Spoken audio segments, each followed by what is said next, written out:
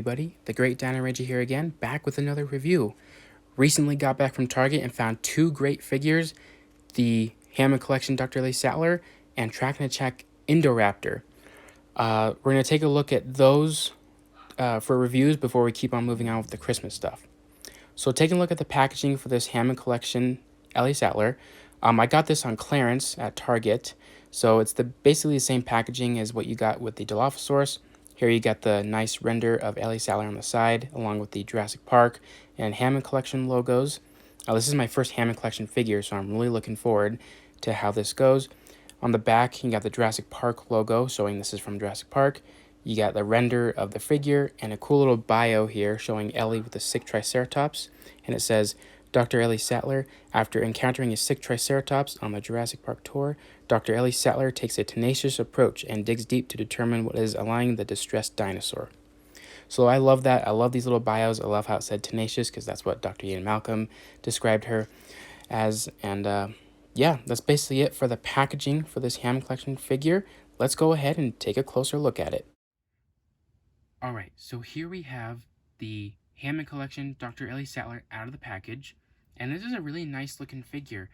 Like I said, I have never really bought a Hammond Collection human before, so I'm very interested to see how these figures are and how they compare to a normal generic Mattel human figure.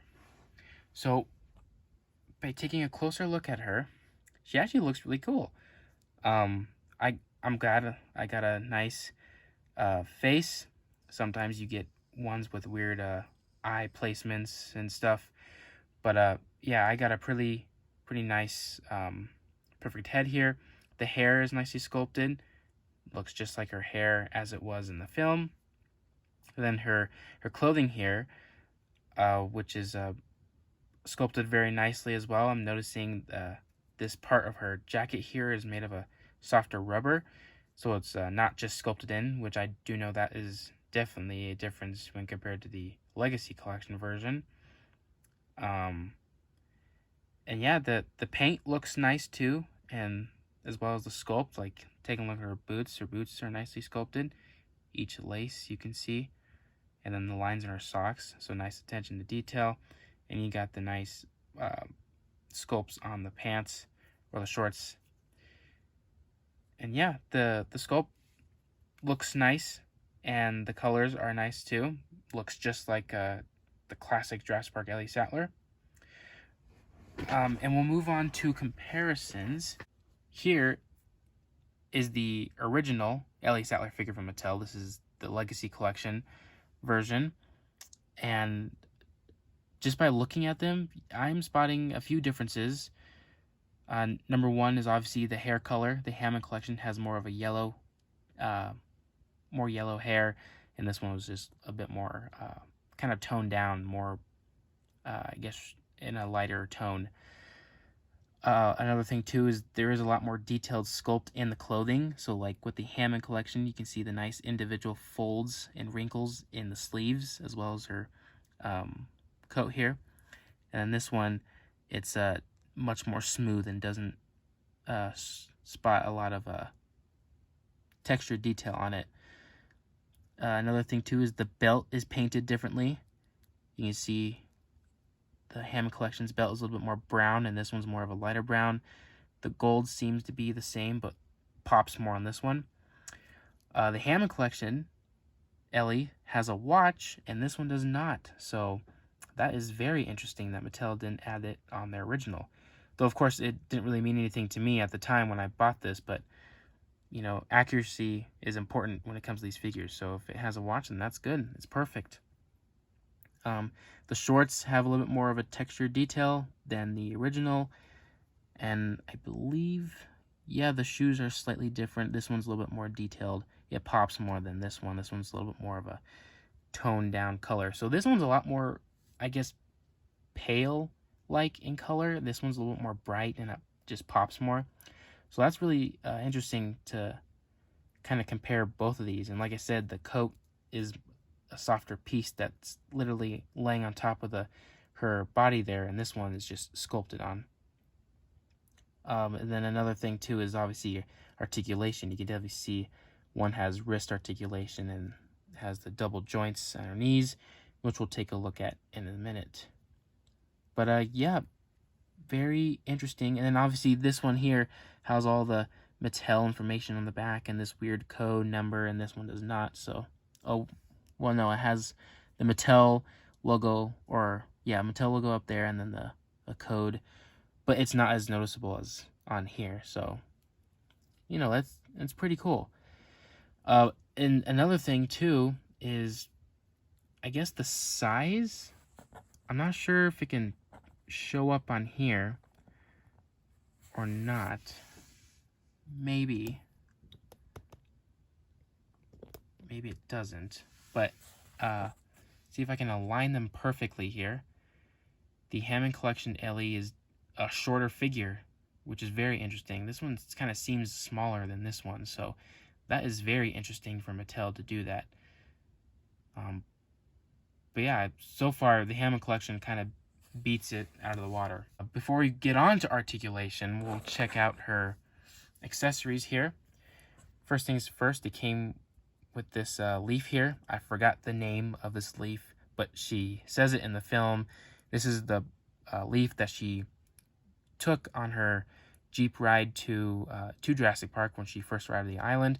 And this is the leaf that she was looking at, saying that it hasn't been what's the word? Present since the Cretaceous period, meaning it's been extinct this whole time.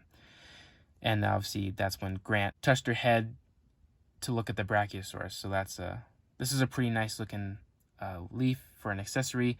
Nice detail, like the little lined veined structure inside the leaf. So it's a very nice solid figure.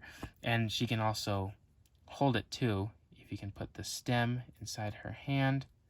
So there you go. She is holding the prehistoric leaf, which is pretty cool. It's a very big leaf, now I think about it. It's a huge one.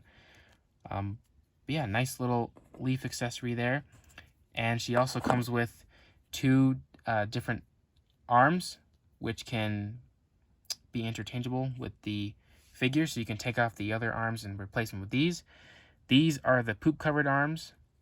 So as you know in the movie, when she saw the sick Triceratops, she puts on these gloves, hence why it's more wrinkly here. She puts on these gloves to dig through the Triceratops poop, and that's why there is brown on these gloves, because she's digging through the poop. Don't remember them being totally brown in the movie, but it's a nice little touch. It shows that, you know, that's what she was doing in the movie. So that is really cool, and such a cool creative accessory to come with these figures. So for articulation-wise, you have the normal joint here for the head. It can go full 360, and it can kind of go up and down just a little bit, but not too much, but mainly all the way around. The arms here can go up about that far, and then it can go down in full 360 motion. The elbow here can bend forward about that far and bend back pretty far, as if you were to break your arm, and it can also rotate as well. So nice range there. And now the wrist, which is a new thing for the Hammond collection, the wrist can twist, and then they can go down about that far and up about that far. So yeah, I like the wrist articulation. It's really going to make holding accessories a lot better and easier, and it's going to look good when you're taking pictures. So any character that comes with a gun, you know, posing them for figures, or posing the figures for pictures holding the gun, is going to look really cool, especially with this added on articulation. So I do love how the Hammond collection has done that. Another joint here, we kind of got a swivel with the waist, but it's also like another joint, as you can see there. So it's like another ball joint, so you can make her body go forward if you want, or back. Just kind of like a full range of motion a little bit, but you don't want to move it too much. Don't want to risk of breaking it. So that's a really cool, unique articulation, since the original just had a waist, and this one just can move all the way around. So that's going to make posing much better than the originals. The legs here, they cannot go back due to this part of the plastic here, prohibiting it from moving, but it can go forward all the way, and they can pivot in and out very far. And then for the knee, you got a double knee joint, so you got this part that can move, and you got this other part that can move too. So different types of joints, but you can also move them together, so you can get a really nice bend with the leg, which is going to be good for posability, like I said. So yeah, the Hammond Collection figures are decked out in a lot of unique articulation joints that are much different than your normal, typical Mattel figures. And I like that. I think they're going to be really good for picture taking, like I keep on saying, and I might want to pick up more of these in the future. And also, the arms here also have the same arm articulation. They can bend and they can twist, and the wrists can move around. So, same articulation. We're going to test out putting the arms on. So we'll just test out on this arm. They can easily come off. You can see. And you can replace it with the poop glove here. And there you go. She has the poop gloves, which looks really nice. And that reminds me, I should probably set up a little comparison here. So here's the Hammond Collection Ellie Sattler compared with the Hammond Collection Triceratops, which they look really good together. I think it's a perfect scale, which will, I know the Triceratops has been small, but we'll get more into that during its own review, which will be coming up very soon, so stay tuned for that. But other than that, yeah, these two scale up very nicely, and Ellie and the Triceratops are a perfect pair, since Ellie was the one who cared for the poor creature, same with Alan Grant, and then there's also the one that was brave enough to dig through its poop. So I think these two look very nice together. Alright everybody, so that's about to wrap it up for this review. My final thoughts on this figure are, I think it's a really nice figure addition to the Jurassic Park collection.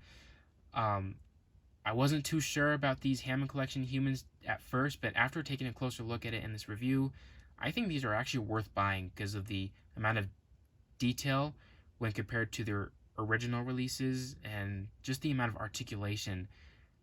It's like a full package here. You kind of have to buy them, because with this amount of posability and detail, it's going to make displaying them on the shelf look really nice, and also taking pictures is going to look really nice too. So I think in the future I might pick up some more Hammond Collection figures once I stumble upon them, mainly for picture taking purposes, and obviously to add to my collection. But yeah, overall I'm very impressed with this figure, and I'm happy I found it on clearance. So yeah, I hope you guys like this review, and I'll see you guys again for the next one.